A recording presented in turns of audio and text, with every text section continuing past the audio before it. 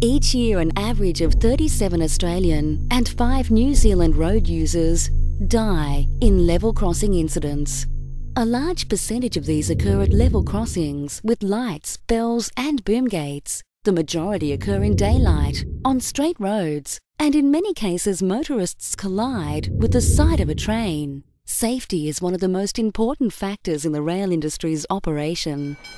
The goal is to achieve 0 injuries on the rail system. To make this a reality, it's essential that motorists and pedestrians respect and obey the rules. If you operate safely on level crossings, there's no risk at all. There's warning lights, there's bells, there's everything you need to do. You've just got to pay attention to what's happening around you. That 30 seconds that you'll sit at a crossing is a lot better than being a long time dead or injured. Mums and dads, when they're driving cars, they don't realise the impact of not stopping at a level crossing. The lights and gates are there for your safety as well as ours. They come down earlier to make sure the road is clear so we can go through safely and then you can continue living your life.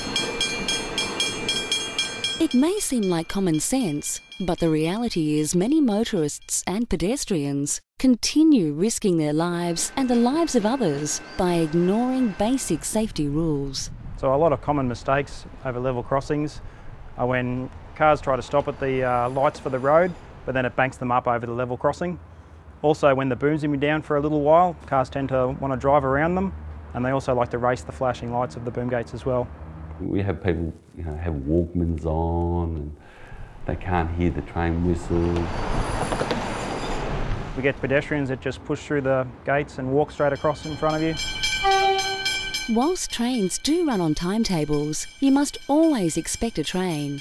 Even if a train is not scheduled to pass at a certain time, you should always assume that one could be coming. Not only is your life at stake, so are the lives of passengers on the train and the train driver. Take a moment to think about the impact that a fatality could have on a surviving train driver and their family. We do have near misses with cars quite frequently, trucks, wild animals, domestic animals. I think the most stressful is the young people. It scares the living daylight out of you at the beginning. You always seem to carry a little bit of baggage with you after it, especially if you had a fatality, yeah. A colleague of mine has had a fatality at a level crossing, or the pedestrian crossing. It happens a lot where the passengers look at one train, they think that's the train it is, and then there's a train coming the other way. It takes a train to stop around about 1,000 to 1,500 metres, just depends on the train.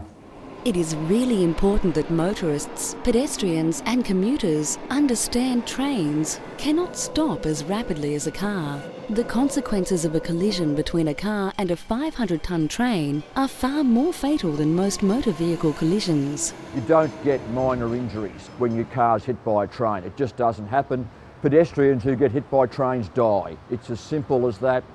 You get hit by hundreds of tonnes of train because you've been stupid enough to run against the level crossing, you will die. There is no doubt about it. So, please take time to consider these tips to ensure your safety and the safety of others when encountering train crossings. 1. Trains can arrive from either direction at any time. Check both ways. A second train may be coming. 2. Never walk or play on or near railway tracks. 3.